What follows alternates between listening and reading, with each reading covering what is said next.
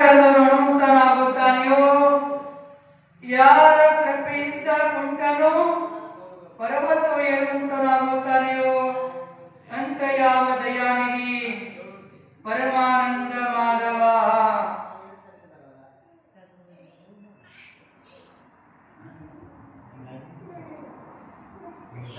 ಓ ಗಪ್ಪ ಮುಲೆ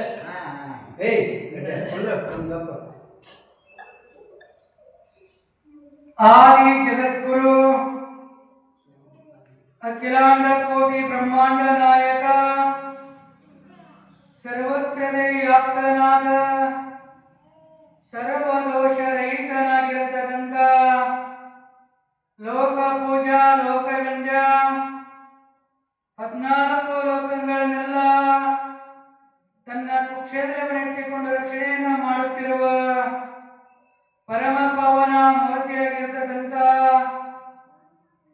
ಶ್ರೀಮದ್ ಜಗದ್ಗುರು ಸೋಮಲಿಂಗೇಶ್ವರನ ಅಡಿದಾವರೆಗಳಲ್ಲಿ ಶ್ರೀಕರಣದ ತ್ರಿದಂಡವಾದ ಪ್ರಣಾಮಗಳನ್ನು ಸಮರ್ಪಿಸಿ ಆತನ ಪರಮ ಶಿಷ್ಯ ಶಿತಿ ಪುರುಷ ಶುದ್ಧಕುಲ ಚಕ್ರವರ್ತಿ ಸಾಧು ದಿನಮಣಿ ಅಗಣಿತ ಮಹಿಮಾ ಪುರುಷ ಪುರಾಣ ಪುರುಷ ಪವಾಡ ಪುರುಷ 1700 ಕರಿಕಂಬಳಿ ಒಡೆಯ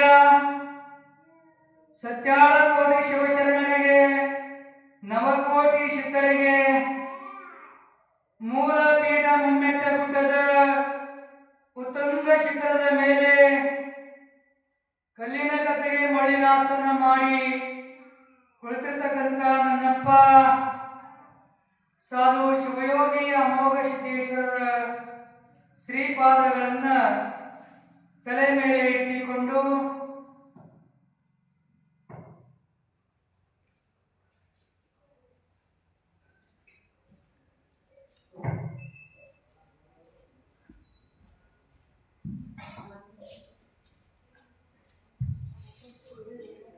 ಆರಾಧ್ಯ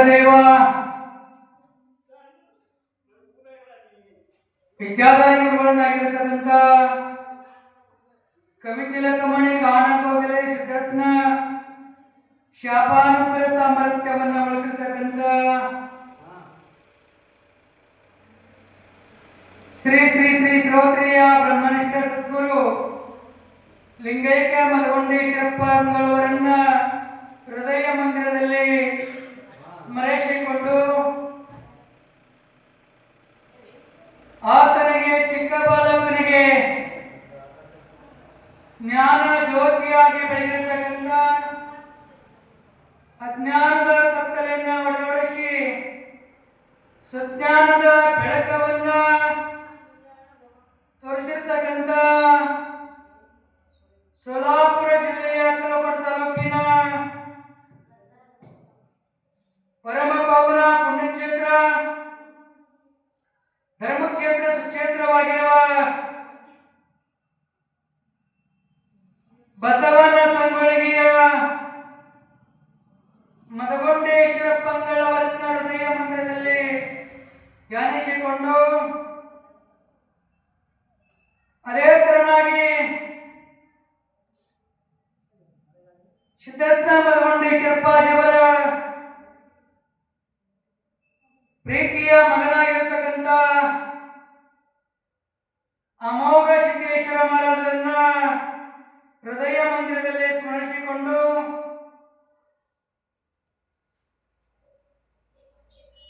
ಮಹಾರಾಷ್ಟ್ರ ರಾಜ್ಯದ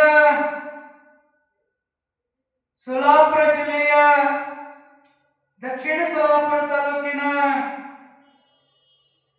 ಪರಮ ಪಾವನ ಪುಣ್ಯಕ್ಷೇತ್ರ ಧರ್ಮಕ್ಷೇತ್ರ ಸುಕ್ಷೇತ್ರವಾಗಿರುವ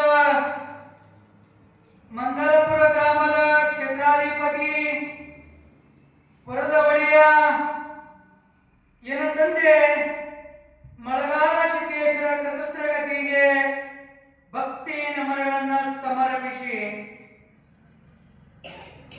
ವೀರ ಮಳಗಾಲ ಸಿದ್ದೇಶ್ವರನ್ನು ನಮಸ್ಕರಿಸಿ ಚರಿತ್ರ ನಾಯಕ ಪುರಾಣ ನಾಯಕನಾಗಿರ್ತಕ್ಕಂಥ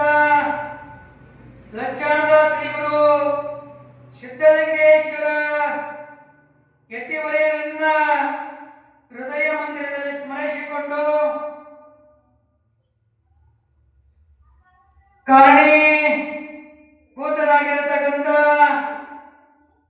ಮದಗೊಂಡೇಶ್ವರಪ್ಪಾಜಿಯವರ ಸನ್ನಿಧಾನದಲ್ಲಿ ಇವತ್ತಿಗೆ ಎಷ್ಟನೇ ದಿವಸಪ್ಪ? 10ನೇ ದಿವಸದ ಪುರಾಣದ ವೇದಿಕೆಯ ಮುಂಭಾಗದಲ್ಲಿ ಬಸವಣ್ಣನ ರೂಪದಲ್ಲಿ ಆಗಿರ್ತಕ್ಕಂಥ ಸೋಮನಮುತ್ಯ ಕುಮಟಾಳೆ ಅವರಲ್ಲಿ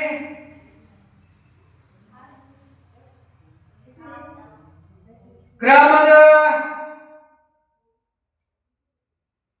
ಶರಣು ತಾಯಿ ತಂದೆಗಳೇ, ಮುದ್ದ ಮಕ್ಕಳೇ, ಮಹಾಜನಗಳೇ, ಮಾತೆಯರೇ, ತಮಗೆಲ್ಲ ಅನಂತ ಶರಣು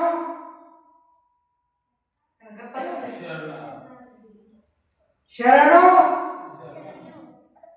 ಅಂಜರ ಉದಾತ್ ಮಾಡಿಲ್ಲ, ಇನ್ನ ಆಗಿಲ್ಲ, ಹೊಟ್ಟಿ ಖಾಲಿ ಇರಲಿ. ಸಂತೋಷದ ಎಲ್ಲ ಒಡೆಯರ ಬಂಧುಗಳಲ್ಲಿ ಕೂಡ ಅನಂತ ವಂದನೆಗಳನ್ನು ಸಮರ್ಪಿಸಿ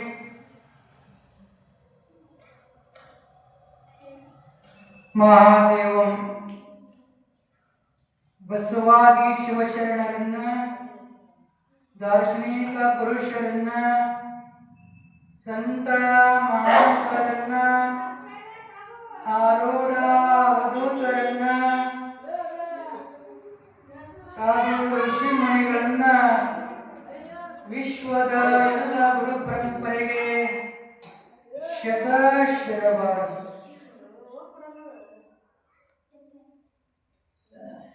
ಬಸವಣ್ಣ ನೀನು ನಾವು ಏನ್ ಹೇಳಾಕತ್ತಿದ್ದೇವಪ್ಪ ತೆಳಗೆ ನನಗೆ ಇವತ್ತು ಮಸನಾಪುರಕ್ಕೂ ಬಂದಿರು ತೆಳಗೆ ನೋಡುದಿಲ್ಲ. ಒಬ್ಬ ಭಕ್ತ ಇಮರಕ್ಕೆ ಹಾಕಿರ್ತದೆ, ಭಕ್ತ ಇಮರಕ್ಕೆ ಹಾಕಿರ್ತಾ ಇರಲಿಲ್ಲ, ಇಮರಕ್ಕೆ ಹಾಕುತ್ತೇವೆ. ಅಲ್ಲಿ ಸಿದ್ಧಿ ಮುಖ್ಯ ಅವರು ಪಂಚಾಳದವರು ಖ್ಯಾತಿ ಇಮರಕ್ಕೆ ಹಾಕಿದ್ರು. ಸಿದ್ಧಿ ಮುಖ್ಯ ಕೊಡ್ತಿ ಉಳಿ ಬಾಚಿ ಎಲ್ಲೋ ಸಿದ್ಧ ಐತೆ ಬಾ ಅಂತ ಇರಲಿ. ಸಂತೋಷದ ನೆನಪಿನ ಇಟ್ಕೊಂಡಿದ್ದು ಇಲ್ಲಿ ಬಂದಿದ್ದಾರೆ ಆತ ನಿನ್ನ ವ್ಯವಸ್ಥೆ ಅದು ಯಾವಾಗ ವಿಷಯ ಹೇಳಿದಿಲ್ಲ, ಅದು ಎಲ್ಲಿ ಕಂಡುಬಿಟ್ಟಿದೆ. ನಾರದ ಮಹರ್ಷಿಗಳು ನೆನಪದ ನೆನಪಿಲ್ಲ. ನೀನು ಇದ್ದವ್ರಿದ್ದಿಲ್ಲ, ನಿನ್ನ ಇದ್ದಿಲ್ಲ.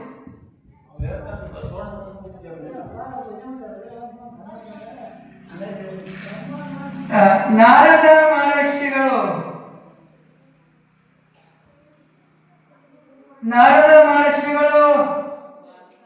ಸ್ಮಶಾನ ಭೂಮಿಯಲ್ಲಿ ಆ ಅಜ್ಜಂದು ದಾರಿಯನ್ನ ಕೈದ ನಿಂತುಕೊಂಡಿದ್ದಾನೆ.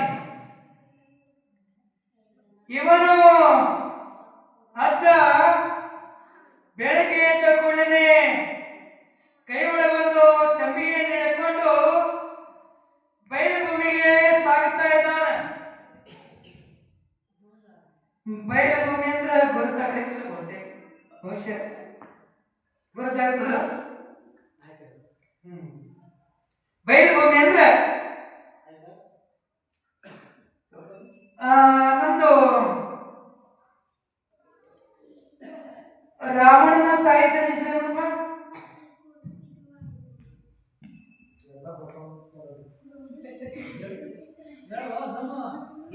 ರಾವಣನ ತಾಯಿ ತಂದೆ ಹೆಸರ ವಿಶ್ವವಸ್ರು ಮತ್ತು ಅವರ ಹೆಂಡತಿ ಹೆಸರ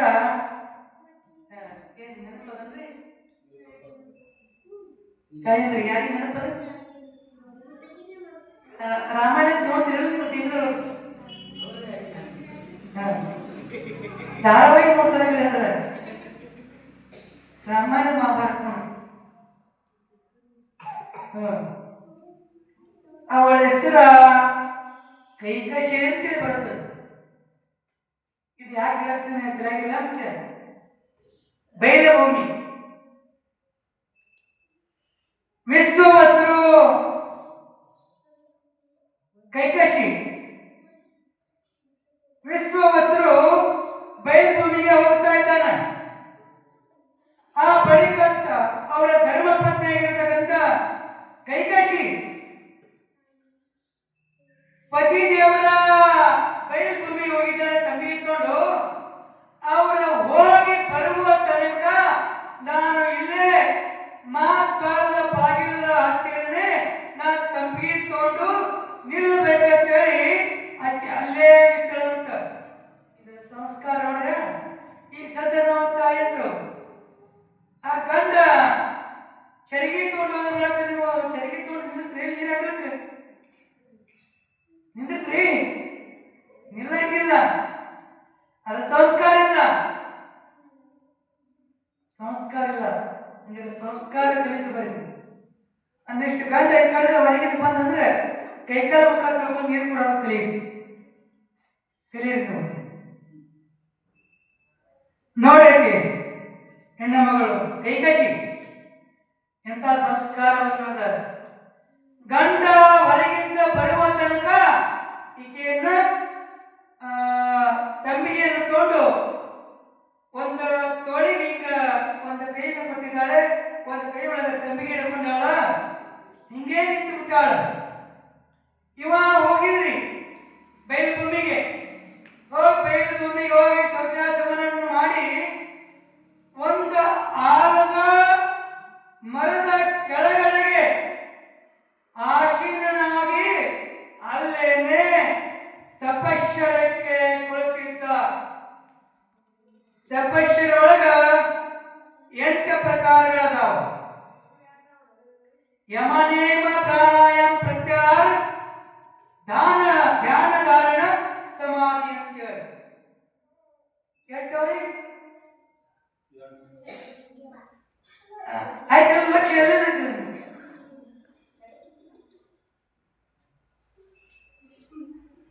ಯಮ ನೇಮ ಪ್ರಾಣಾಯಾಮ ಪ್ರತ್ಯಾಹಾರ ಧ್ಯಾನ ಧಾರಣ ಸಮಾಧಿ. ಎಷ್ಟದ್ರಿ? 7.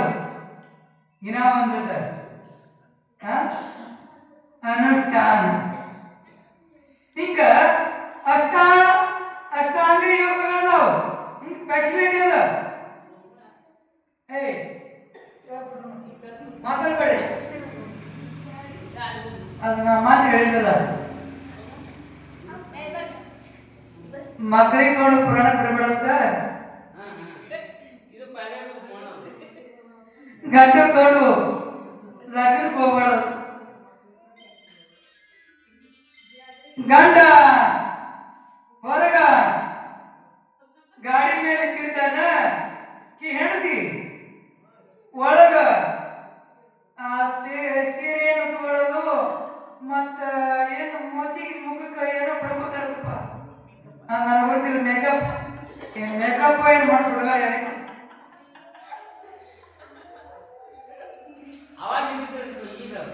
ಈಗದವಲ್ಲ ಗಂಡ ಹೊರಗಿದ್ದ ಗಾಡಿ ಮೇಲೆ ನಿಂತು ಹರ್ ನೋಡಿದ ಅಂತ.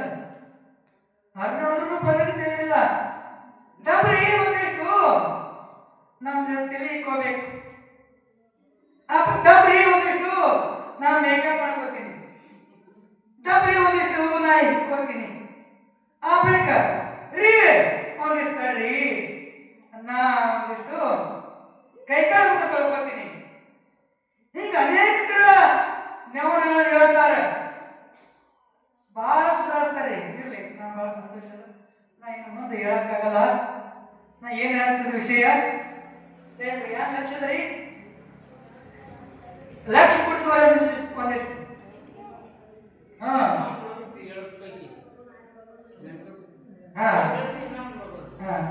ಅಷ್ಟಾಂಗ ಯೋಗಗಳ ಸಮಾಧಿಗಳನ್ನು ಆ ಬಳಿಕ ತಪಶ್ಚರ್ಯ ಮಾಡ್ತಾ ಇದ್ದ. ಸಮಾಧಿ ಹತ್ತಿತ್ರಿ ವಿಶ್ವವಸುರುಗ. ಸಮಾಧಿ ಹತ್ತಿತ್ತು. ಅವನು 12 ವರ್ಷ ತಪಶ್ಚರ್ಯ ಮಾಡ್ತಾ ಇದ್ದ. ಅಲ್ಲೇ ಸಮಾಧಿ ಹತ್ತು.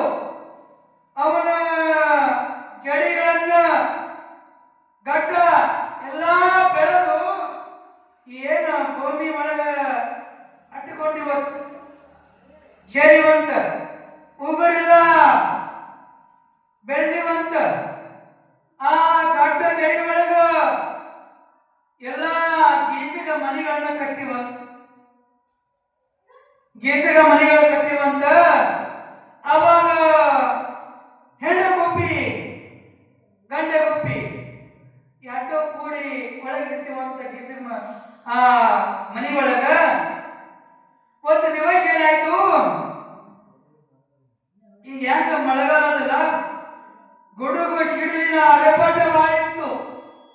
ಆ ಸಮಯದೊಳಗ ಹೆಣಗುಪ್ಪೆ ಅಂತ ಗುಡುಗು ಸಿಡಿಲಿನ ಮಳೆಯ ಅರೆಪಟದೊಳಗ ಅದು ಹೆಣಗುಪ್ಪಿ ಬಂದ ಮನೆ ಸೇರ್ಕೊಂಡ್ರಿ.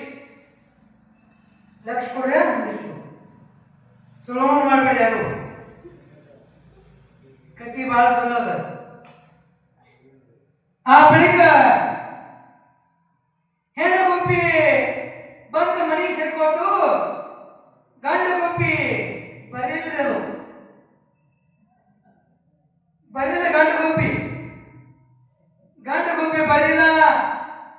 ಇದು ದಾರಿ ಕಾಯ್ತು ಅಂತ ಗುಡುಗು ಸಿಡಿಲ ಅಲ್ಪಡ್ರೊಳಗ ನಾ ಮಳೆ ಇತ್ತು ಸತ್ರಂದ್ರಿ. ಅಂತದ್ರೊಳಗ ನಾ ಬಂದಿದ ನನ್ನ ಗಂಡ ಯಾಕೆ ಬರಲಿಲ್ಲ ಅಂತೇಳಿ ಚಿಂತೆ ಆಯ್ತು. ಚಿಂತೆ ಆಯ್ತು. ಬರ್ಲಿ ಅವ, ಅದಕ್ಕೆ ನೋಡ್ತೀನಿ ಅಂತಂದ್ರು. ಹತ್ತತ್ತು ಗುಬ್ಬಿ.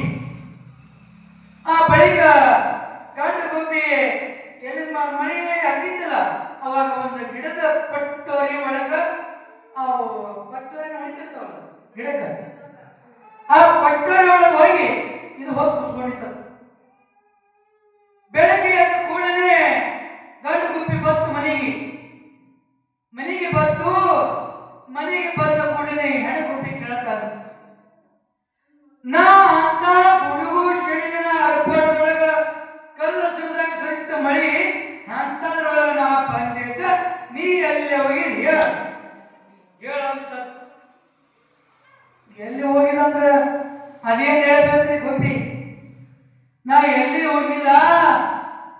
ಆ ಏನು ಸತ್ಯನಾರಿ ಮಳಿ ಹತ್ತಿತ್ತಲ್ಲ, ಅದರೊಳಗೆ ಒಂದು ಗಿಡದ ಪಟ್ಟದ ಒಳಗೆ ಹೋಗಿ ಕುತ್ಕೊಂಡಿದಂತ ಹೇಳ್ತಂತ ಗುಬ್ಬಿ. ಎಲ್ಲ ನೀ ಕರೆ ಹೇಳು, ನೀ ಮತ್ತೆ ಯಾರ ಮೇಲೆ ಹೋಗಿದ್ದಿ ನೋಡಿ. ಅದು ಹೊತ್ತು ನೀ ಯಾರ ಮೇಲೆ ಹೋಗಿದ್ದಿ. ಹಿಂಗ ಸಂಶಯನ್ನ ಪಡ್ಕೋಬಾರ್ದು. ಹೆಣ್ಣುಗುಬ್ಬಿ ಸಂಶಯ ಪಡ್ಕೋತ್ರಿ, ಸಾವು ಬರ್ಬೇಕಾದ್ರೆ ಸಂಶಯ ಬರಬಾರ್ದಂತ. ನಾ ಆ ಕಡೆ ಹೇಳ್ತಿದ್ರೆ ಈ ಕಡೆ ಇಲ್ರಿ ಅವ. ಹಾ, ಇಲ್ಲಿ ಮಧುವಣ ಮತ್ತೆ ನಮ್ಮ ಪೋಣಿ ಗುಬ್ಬಿ ಅದ, ಇಲ್ಲಿ ಯಾರು ಅಂತವ್ರಿಲ್ಲ. ನಾನು ಆ ಕಡೆ ಹೇಳ್ತೀನಿ. ಆ ಬಳಿಕ ಇವೆರಡು ಹೆಣ್ಣು ಗುಬ್ಬಿ ಗಂಡು ಗುಬ್ಬಿಯನ್ನ ಜಗಳನ್ನ ಆಡೋದನ್ನ ಕೇಳಿ ಏನು ವಿಶ್ವಾಸ ಕೂತಿದ್ದಲ್ಲ ಅವನ ಕಿವಿಗೆ ಬಿಟ್ಟಿದ್ದೆಲ್ಲ. ಅವು ಎರಡು ಜಗಳಾಡೋದು. ನಾ ಬಂದು ಎಷ್ಟು ಹೊತ್ತಾಗಿರ್ಬೇಕು, ನಾ ಬಂದು ಎಷ್ಟು ಸಮಯ ಆಗಿರ್ಬೇಕು ಅಂತೇಳಿ ಸಮಾಧಿ ಒಳಗಿಂದ ಹೊರಗೆ ಬಂದು ಕೂಡಲೇ ಚಡಿಯೆಲ್ಲ ಭೂಮಿ ಒಳಗ ಸೇರ್ಕೊಂಡಿವು. ಎಲ್ಲ ಊರೆಲ್ಲ ಬೆಳೆದಿವು. ಎಲ್ಲ ಕೀಚಕ ಮನೆಗಳನ್ನು ಕಟ್ಟಿದ್ರು ಗುಬ್ಬಿಗಳು. ಅವೆಲ್ಲವನ್ನು ಹಿಡಿದು ತೆಗೆದು ಹೋಗ್ತಾನ. ಮುಂದೆ ಮನೆಗೆ ಹೋಗುವಾಗ ತಾಯಿ ಕೈಕಸಿ ಹೊರಗ ಬಾಗಿಲ ಸಮ್ಮುಖದಲ್ಲಿ ಒಂಟಗಲ್ಲೆ ಮಾಡಿ ಅಕ್ಕಿನೂ ಅಂಗಿ ನಿಂತ್ಕೊಂಡಾಡಿ. ಇದು ಎಷ್ಟು ವರ್ಷ ರೀ? 12 ವರ್ಷ. ಎಂತ ತಪಸ್ಸಿರ್ಬೇಕು. 12 ವರ್ಷ ಒಂಟಗಲ್ಲಿ ಮ್ಯಾಗ ಒಂದು ಹಿಂಗ ವಸ್ತುವಿಗೆ ತೋಳಿಗೆ ಕೈ ಹಚ್ಚಿ ಕೊಟ್ಟ, ಕೈ ಹಚ್ಚಾಳ ಹಿಂಗ. ಆ ಬಳಿಕ ಒಂದು ಕೈಯಾಗ ತಪ್ಪಿಗೆ ಹಿಡ್ದಾಳ, ಒಂಟಗಲ್ಲಿ ಮೇಲೆ ತಾಳಿ ಕೈಕಸಿ ಅಂತ ಹೇಳಿ ಹೋಗ್ತಾನೆ. ಓ ಸ್ವಾಮಿ, ಅಲ್ಲೇ ಎಷ್ಟು ದಿವಸ ನಿಂತೀರಿ ಹೀಗೆ? ನೀವು ಯಾವಾಗ ತಂಬಿಗೆಯನ್ನು ತಗೊಂಡು ಹೋಗಿರಲ್ಲ, ನೀವು ಯಾವಾಗ ಹೊರಗೆ ತಂಬಿಗೆಯನ್ನು ತಗೊಂಡು ಹೋಗಿರಿ ಅವಾಗ ನಾನು ನಿಂತುಕೊಂಡಿದ್ದು. ಅಲ್ಲ ಎಷ್ಟು ವರ್ಷ ಆಯ್ತು? ಇದು ನಾ ಹೋಗಿ ಕುತ್ಕೊಂಡು 12 ವರ್ಷ ಆಗಿರ್ಬೇಕಲ್ಲ. 12 ವರ್ಷ ಆಗಿತ್ತು. ಆವಾಗ ನಿನ್ನ ತಪಸ್ಸಿಗೆ ನಾ ಮೆಚ್ಚೀನಿ. ನೀ ಏನು ಬೇಡು ಹೊರಗಳನ್ನ ನಾನು ಕೊಡ್ತೀನಿ ಅಂತಂದ. ಆವಾಗ ವಿಶ್ವವಸರು ಅಂತಾನ. ಅದಕ್ಕೆ ಹಿನ್ನೆಲೆ ಬಂದದ್ರಿ ಸಂಗತಿ ಘಟನಾವನ್ನ ಆಗಿರ್ತಕ್ಕಂಥದ್ದು. ಹಿನ್ನೆಲೆ ಏನಾಗಿರ್ತದ, ಆ ವಿಶ್ವವಸ್ತ್ರ ಏನು ಪೂಜಾರ್ಚನೆ ಕುತ್ಕೊಂಡಿರ್ತಾರಲ್ಲ, ಆವಾಗ ಕೈಕಶಿ ಅದು ಮಧ್ಯ ಹಗಲ 12 ಸಮಯದಲ್ಲಿ ಕೈಕಶಿ ಏನ್ ಮಾಡ್ಯಾರಿ, ವಿಶ್ವವಸ್ತು ಏನು ಪೂಜಾ ಕುತ್ಕೊಂಡಿದ್ದಲ್ಲ ಆ ಸಮಯದೊಳಗ ಈಕೆಗೆ ಕಾಮೋದ್ರಹಿತ ಆದಳು. ಕಾಮ ಅಂದ್ರೆ ಆಸೆ, ಆಸೆ ಕಾಮ ಅಂದ್ರೆ ಆಸೆ, ಕಾಮ ಅಂದ್ರೆ ಆಸೆ, ಆಸೆ ಆಯ್ತು. ಆಸೆ ಅಂದ್ರೆ ಪ್ರೀತಿ, ಪ್ರೀತಿ ಹೆಚ್ಚಾತು. ಪ್ರೀತಿ ಹೆಚ್ಚಾಗಿ ಸ್ವಾಮಿ ಅಂತಾರೆ ಸ್ತ್ರೀ, ಸ್ವಾಮಿ ನಿಮ್ಮ ಮ್ಯಾಲೆ ನನ್ನ ಪ್ರೀತಿ ಬಾಳಾಗ್ಯದ, ಒಂದಿಷ್ಟು ಇಬ್ಬರು ಕೂಡಿ ಸಂಯೋಗದಿಂದ ಆಗೋಣ ಅಂತ ಹಿಂಗ ಹೇಳಿದ್ರಂತ ತಾಯಿ ಕೈಕಶಿ. ಅವಾಗ ಅಲ್ಲೇ ಇದು ಹಗಲು ಬಾರದ, ಹಗಲು ಅನ್ಯಾಯದ ಇಂಥ ಸಮಯದೊಳಗ ಸಂಯೋಗದಲ್ಲಿ ನಾವು ಕೂಡಿದೇವಪ್ಪ ಅಂತಂದ್ರೆ ಮಕ್ಕಳು ರಾಕ್ಷಸರಾಗಿ ಹುಟ್ಟುತ್ತವ ಅಂತೇಳಿ ಹೇಳಿದಂತ ವಿಶ್ವವಸ್ರು. ಆ ಬಳಿಕ ಕೇಳಿದಂತ ಅವಾಗ ಇಬ್ಬರು ಗಂಡ ಹೆಂಡರ ಮಧ್ಯೆ ಸಂಯೋಗದಿಂದ ರೇತಸ್ಸು ಇಂದ್ರಿಯಗಳನ್ನ ಕೂಡಿದವಪ್ಪ ಅಂತಂದ್ರ ಆ ಮಕ್ಕಳು ಹಗಲ ಬಾಲಕ ಕೂಡಿದುವಪ್ಪ ಅಂತಂದ್ರ ಅವಾಗಿನ ಮಕ್ಕಳು ರಾಕ್ಷಸರಾಗಿ ಹುಟ್ಟುತ್ತಾವಂತ.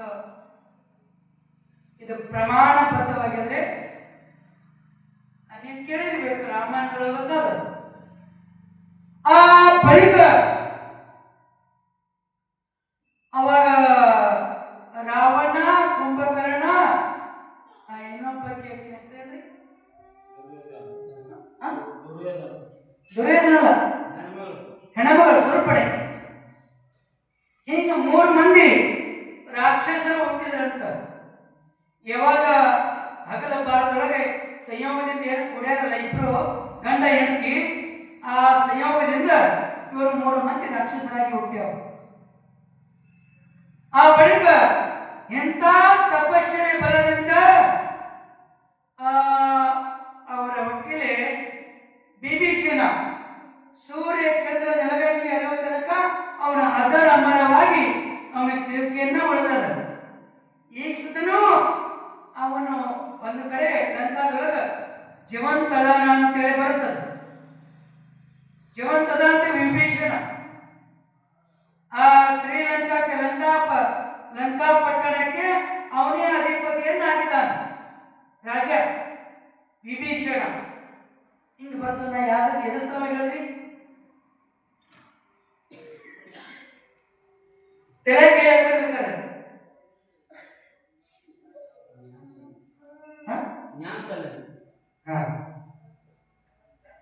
ಬೈಲಹೊಳೆಗೆ ನಾರದ ಮಹರ್ಷಿಗಳು ಸ್ಮಶಾನ ಭೂಮಿಯಲ್ಲಿ ನಿಂತುಕೊಂಡಾರ. ಅಚ್ಚ ತಪ್ಪಿಗೆಯನ್ನು ತೋಡು ಬರ್ತಾ ಇದ್ದಾನೆ. ಅಳಗಾಡ್ಕೊಂಡು ಕೈ ಒಳಗೊಂಡು ಕಟ್ಕೋಲು ಹಿಡ್ಕೊಂಡು ಅಳಗಾಡ್ಕೊಂಡು ಬರ್ತಾ ಇದ್ದಾನ. ಅವಾಗ ನಾರದ ಮಹರ್ಷಿಗಳು ಕೇಳ್ತಾರಂತ ಅಜ್ಜನಿಗೆ, ಅಜ್ಜ ಅಜ್ಜ ನಾನು ಬೆಳತನಕ ನಿಂತೀನಿ, ಆದ್ರೂ ನೀ ಬರೋಲ್ಲ, ಹೇಳಿ ನಿಂದೇ ದಾರಿ ಕಾಯ್ತಿದ್ದೀನಿ, ನೀ ನಡಿ ಈಗಾದರೂ.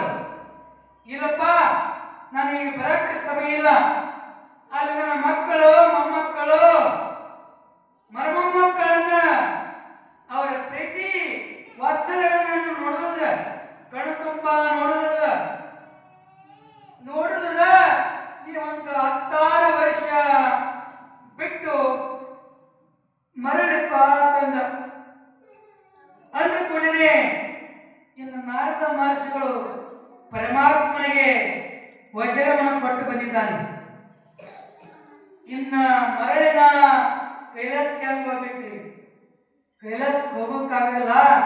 ಒಂದು 16 ವರ್ಷ ಇಡೀ ಗೋಲಕನ ಸಂಚಾರ ಮಾಡಿದಂತೇಳಿ ಇಡೀ ಗೋಲಕ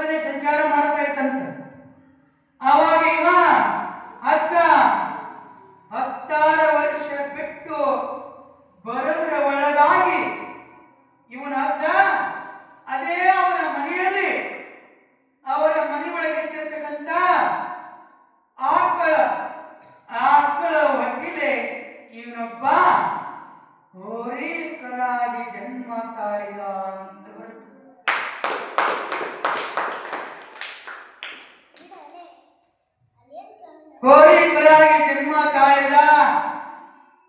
ಮುಂದೆ 16 ವರ್ಷ ಬಿಟ್ಟು ನಾರದ ಮಹರ್ಷಿಗಳು ಮತ್ತೆ ಬರುತ್ತಾರೆ. ಮರಳಿ 16 ವರ್ಷ ಬಿಟ್ಟು ಬಂದ ಕೂಡಲೇ ಅಜ್ಜನಿಗೆ ಆ ಕಡೆ ನೋಡ್ತಾನೆ. ಆಚೆಯಲ್ಲಿ ಕಾಣಲಿಲ್ಲ, ಅಜ್ಜ ಕಾಣಲಿಲ್ಲ. ಅವನ ದಿವ್ಯ ದೃಷ್ಟಿಯಿಂದ ನೋಡುತ್ತಾನೆ. ಏನು ಆಕಳ ಹೊಟ್ಟೆಯಲ್ಲಿ ಹೋರಾಗಿ ಹುಟ್ಟಿ ಬಂದಿದ್ದಲ್ಲ, ಆ ಜ್ಞಾನ ದೃಷ್ಟಿಯಿಂದ ನೋಡುತ್ತಾನೆ. ಹೋರಿ ಹೊಟ್ಟೆ ಒಳಗ ಇವೊಬ್ಬ ಹೋರಿಯಾಗಿ ಜನಿಸಿ ಬಂದಿದ್ದಾನ. ನನಗೆ ಒಂದಷ್ಟು ಕೇಳಿದ್ರಾಗ್ತದೆ. ನಾರದ ಮಹರ್ಷಿಗಳು ಕೇಳ್ತಾರೆ, ಯಪ್ಪ ಏ ಅಜ್ಜ, ಅವಾಗ ಮನುಷ್ಯನಾಗಿ ಹೋಗಿ ಈಗ ಆಕಳ ಹೊಟ್ಟೆಯಲ್ಲಿ ಹೋರಿ ಆಗಿದ್ದೆಪ್ಪ. ಈಗ ನಡಿ, ನಿನಗೆ ಮುಕ್ತಿ ಕೊಡಿಸ್ತೀನಿ. ನೋಡ್ರಿ, ಮಧುಕರಿಗೆ ಎಷ್ಟು ಆಶೆ ಅದ ನೋಡಿ. ಆಸೆ ಇರ್ಬೇಕೆ ಕರೆದ್ರೆ ಇಷ್ಟು ಆಸೆ ಇರಬಾರದು. ರೊಕ್ಕ ರೂಪಾಯಿ ಬೆಳ್ಳಿ ಬೆಂಗಾರ ಹೊಲ ಮನೆ ಮೇಲೆ ಆಸೆ ಅದ. ಇಂಥ ಏನ್ ನಡೆದಲ್ಲ ಇದು ಸತ್ಸಂಗ. ಸತ್ಸಂಗ ಮೇಲೆ ಆಶೆ ಆದಲ್ರಿ. ಯಾರ ಮೇಲೆ ಆಶೆ ಆಗ್ತದ ಅಂತ ಕೈ ಮ್ಯಾಗ ಮಾಡ್ತಾನ. ಯಾರ್ದು ಇಲ್ಲ, ಈಗಿಲ್ಲ.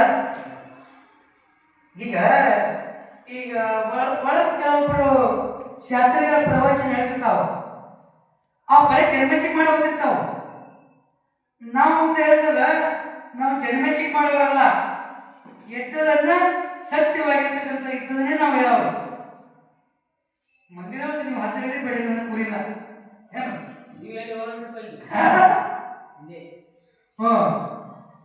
ಗಂಡ ಹೆಂಡತಿ ಕತೆ ಹೇಳಿ ಕಡೆಗೆ ಹೇಳಿ ಹೋಗೋದಾರ. ನಿಮ್ಮದೇ ಉಂಡು ನಿಮ್ಮದೇ ತಗೊಂಡು ಮತ್ತ ನಿಮ್ಮಲ್ಲಿ ಒಂದು ಹೆಸರಿಟ್ಟು ಹೋಗೋರು ಅದಾರ. ಅಂಥವ್ರು ಅದಾರ ಈಗ ಸದ್ಯ. ಅಂಥವ್ರ ಮೇಲೆ ನಂಬಿಕೆ ಇಡಬೇಡ ನೀವು. ಯಾರು ಸತ್ಯ ಹೇಳ್ತಾರ, ಯಾರು ಚಲೋ ಇಂಥ ಉಪದೇಶಗಳನ್ನ ಉಪದೇಶಗಳನ್ನ ಹೇಳ್ತಾರಲ್ಲ, ಅಂಥವ್ರ ಮೇಲೆ ನೀವು ನಂಬಿಕೆ ಇಡ್ರಿ. ಅಂಥವ್ರ ಮೇಲೆ ನೀವು ನಂಬಿಕೆ ಇಡ್ಲಕ್ಕೆ ಹೋಗ್ಬೇಡ್ರಿ. ಇದು ಒಂದೇ ಹೇಳ್ತೀನಿ ಏನು ಗೊತ್ತಾ? ನಾರದ ಮಹರ್ಷಿಗಳು ಅಜ್ಜನಿಗೆ ಹೋರಿಕರಾಗಿ ಜನ್ಮೆಯನ್ನು ತಳೆದಲ್ಲ, ಅವನಿಗೆ ಹೋಗಿ ಕೇಳ್ತಾರೆ,